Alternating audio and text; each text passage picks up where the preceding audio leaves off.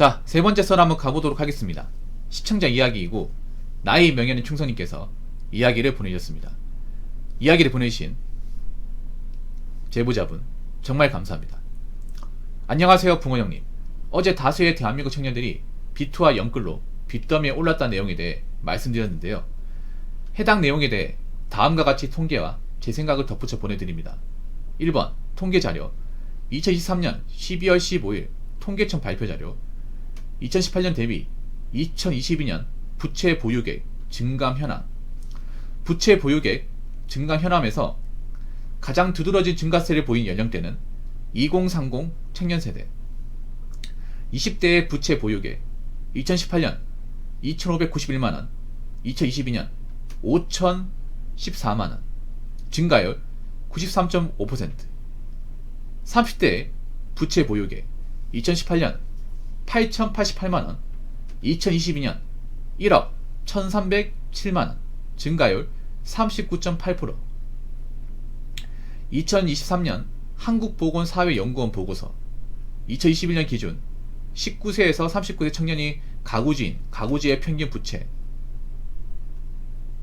잠깐만, 이거 많이 빠진 것 같은데 맞죠?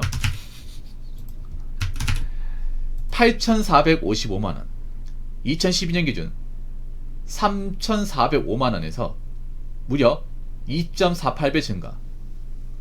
평균 부채 8,455만원 중 금융기관 담보대출 6,649만원, 금기관 신용대출 마이너스 통장 포함 1,342만원, 용도별 주거마련 5,820만원, 사업투자용도 1,398만원. 2021년 기준 청년 가구주 중 소득 대비 부채 비율이 300%가 넘는 가구주는 21.75%. 청년 가구주 5명 중 1명은 연봉의 3배 이상에 해당하는 대출 원금에 대한 이자를 매년 갚아야 한다는 뜻.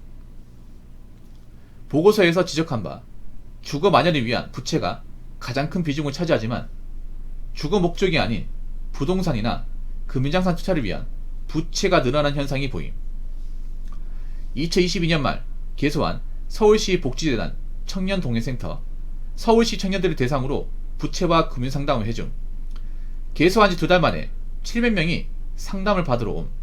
이를 중 절반은 빚을 감당할 수 없다고 판단되어 개인회생 절차를 밟음. 2023년 한국은행이 국회 기획재정위원회에 제출한 다중채무날 현황. 2022년 3분기 기준 전체 다중채무자 수 447만 3천명. 이들 중 30대 이하 청년층 다중채무자 수는 139만 명. 전체 다중채무자의 31%.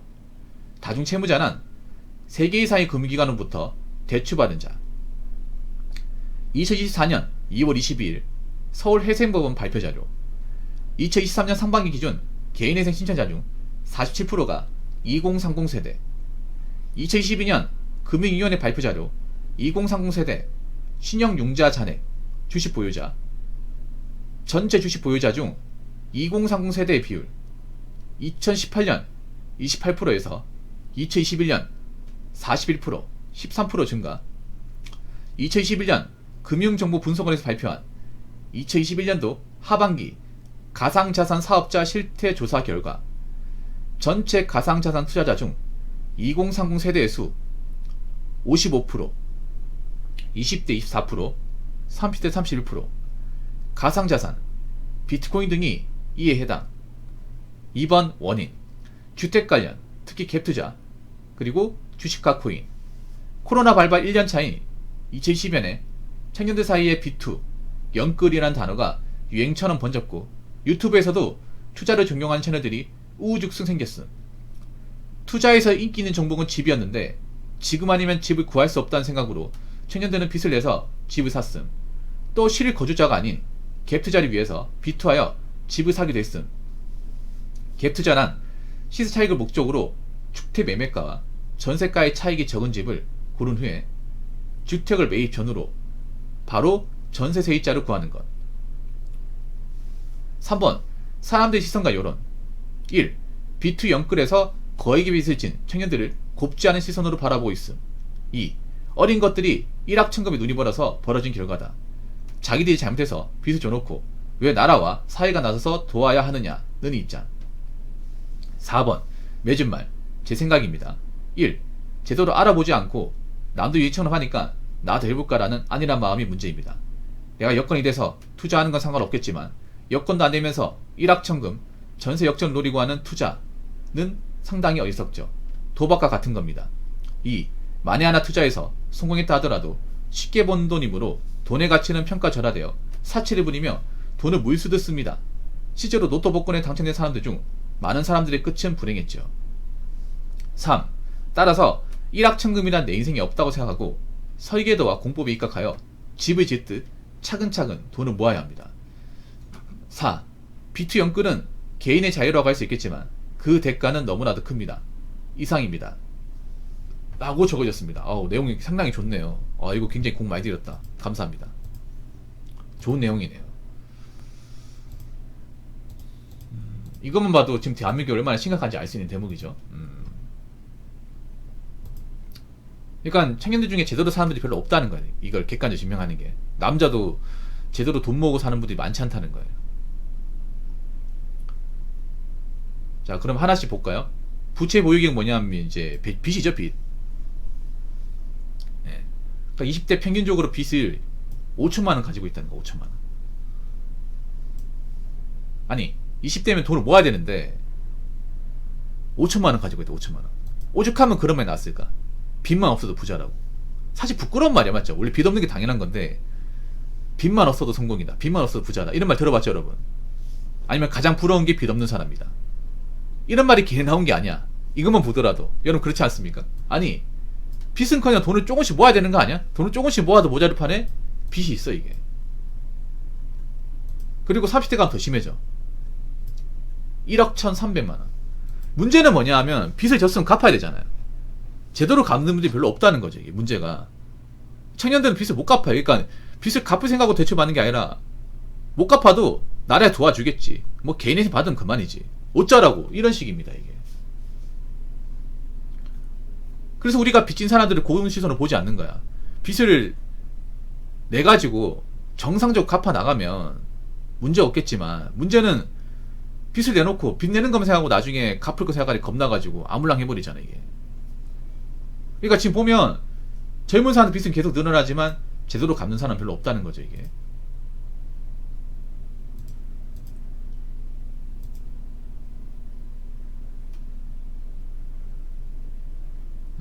그리고 많은 분들이 집을 사면 대출을 많이 받는다는 거네. 네. 많은 분들이 집을 사면서 대출을 많이 받는다는 거네. 근데 대출 받을 수밖에 없어, 이거는. 네. 금융기관 담보대출은 아마 그겁니다. 주담대죠, 주담대. 주담대가 가장 크네요, 주담대가. 이것도 청년들 묶고서 한 건데 아마 이제 신혼부부들은 더 클 겁니다. 결혼하신 분들은 억 단위 넘어갈 거예요, 주담대만 해도. 주담대만 해도 2, 3억 나올 거야.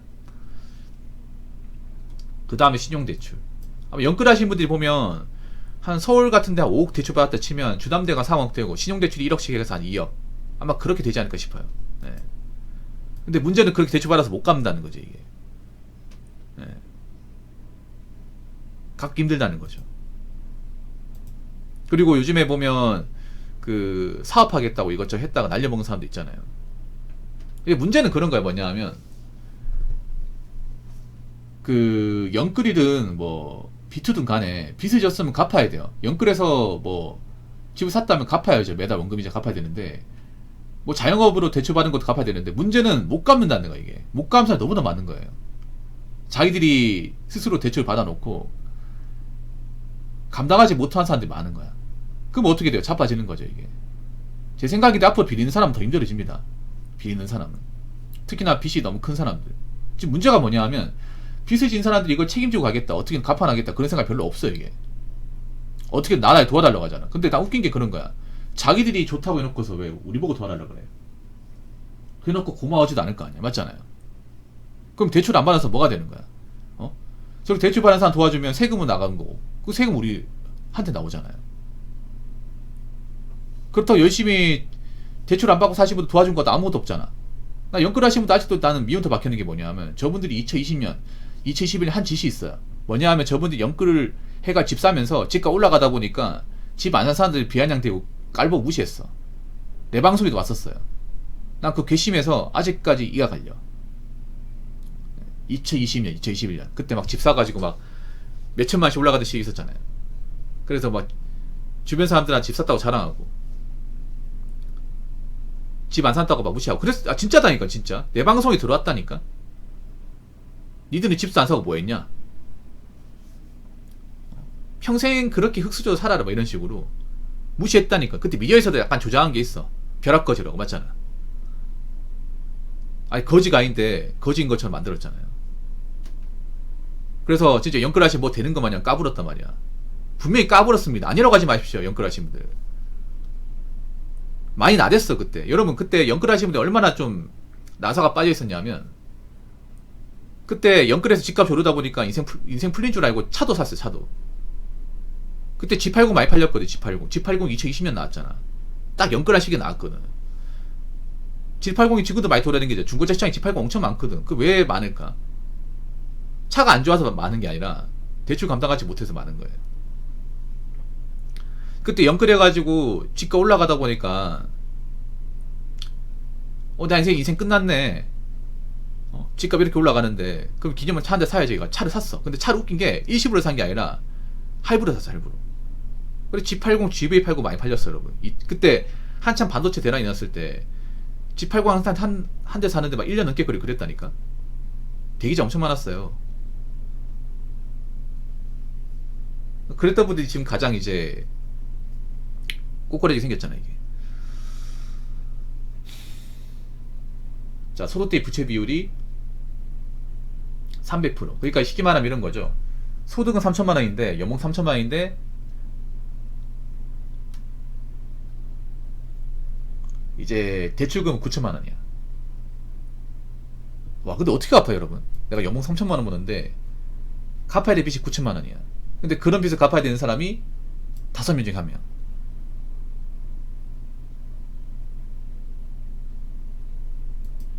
다섯 명 중에 1명.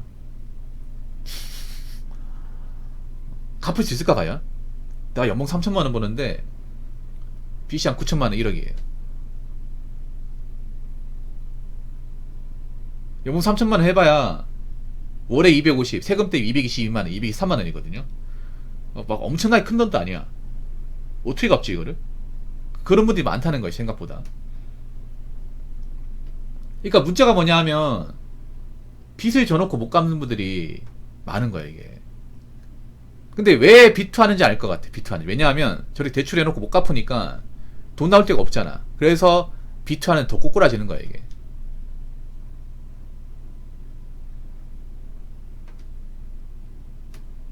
주식도 보면 여유가 있는 사람한테 주식 올리는 게 아니라 돈을 다 꼬라박은 거예요. 네. 지금도 보면 젊은 사람들 중에 은행 예적금 안 하고 그냥 주식에 다 올인하는 사람들 많거든요.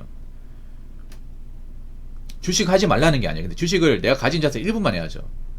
나머지는 뭐 예금이나 딴 데 뭐 채권 같은 데 넣는다거나 골고루 해야 되는데 우리나라 사람들 올인했잖아. 올인.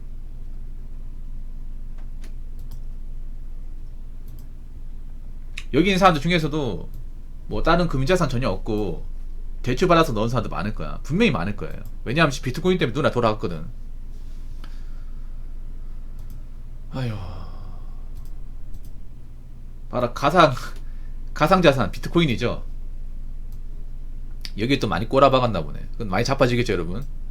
또 날아가겠네요. 이게 보입니다 여러분. 여기 또 많이 몰리고 있잖아. 맞죠? 많이 몰리고 있죠. 여기 돈 많은 사람이 많이 몰리니까 돈 없는 사람 모일까? 돈 없는 사람도 모이겠죠. 돈 없는 사람이 대출받아서 모이겠는데 여기서 날려보면 어떻게 되겠습니까? 날아가겠죠 여러분.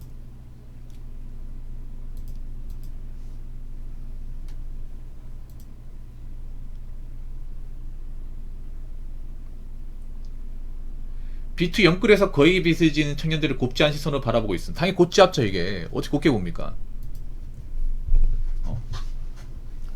저게 왜 곱지 않냐면요, 굉장히 극단적인 방식이잖아. 그걸 자기들 책임을 안 지고 도와달라잖아요. 자기 대놓고. 그 저런 분 일을 열심히 하겠냐고. 여러분 B2 같은 거 있잖아. 꽂히면 일을 못합니다. 왜냐면 거기 돈에 꽂혀 있어가지고 일하는 게 의미가 없거든요. 자, 비투를 안 좋게 생각하는 게 뭐냐면 특히 비투 하잖아요. 그러면 직장 일하는 게 손에 잡히지가 않아. 왜 그러냐 하면 이렇게 생각하면 돼.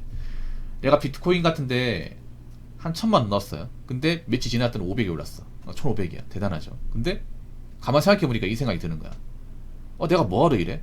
내가 하루 꼬박 일해도 일당 15만원도 안 되는데 15만원도 안 되는 돈을 단 하루 이틀 벌었잖아. 내가 왜 힘들게 일해? 이런 생각 드는 거예요. 그래서 2021년, 2020년에 직장 때려치고 나오신 분들 굉장히 많아. 대기업도 때려치고 나왔어. 공무원도 때려치고. 왜냐, 현타 느끼니까. 투자 이거 잘 굴리기만 하면 내가 1년치 돈 쉽게 벌 수 있는데 뭐하러 남 밑에 고생을 해. 이 생각 드는 거야 이게. 그래서 저 직장 그만두겠습니다. 이거 멀쩡한 직장 나온 사람도 많다니까. 그래서 전업투자로 빠진 사람도 많잖아요. 지금도 그런 사람 생길 가능성이 있는 거야 이게.